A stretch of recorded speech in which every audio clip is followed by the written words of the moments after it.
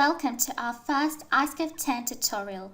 In this tutorial, I will show you how to insert raker ties or outriggers on your 3D iScaf drawing. These act as additional anchors or stabilizers for your scaffold. The insert block has changed with iScaf 10, but you can still insert your old bonus blocks in a similar way. To do this, click on the insert block icon in the utilities panel, then click on the file navigation icon to navigate to the rakers folder. To get here from the iScaf folder, go into Parts, Bonus, Metric, and the rakers folder will be there. The SB files represent the sawboard or ground level insert point. In this case, we would like to have the middle of the sawboard as the insertion point, so we'll select this one.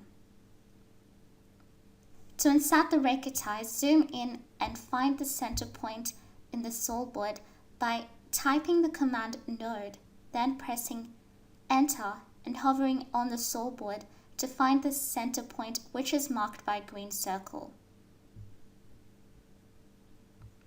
Click once and zoom out.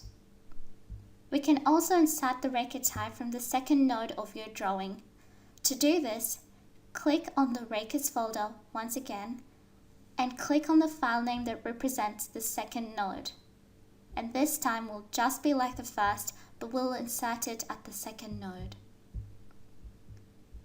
We are prompted for an insertion point, and now we can type the command node, then press enter and hover on the second node to find the center point, which is marked by a green circle.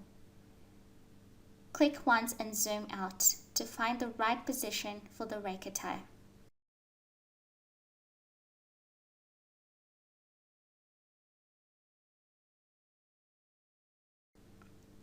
To delete a raker tie, click on the erase icon, select the object that you'd like to delete, and right-click to say we're finished. The raker tie is now deleted. Please make sure that the insertion point and the rotation options are checked on so you can move the raker tie into the right position.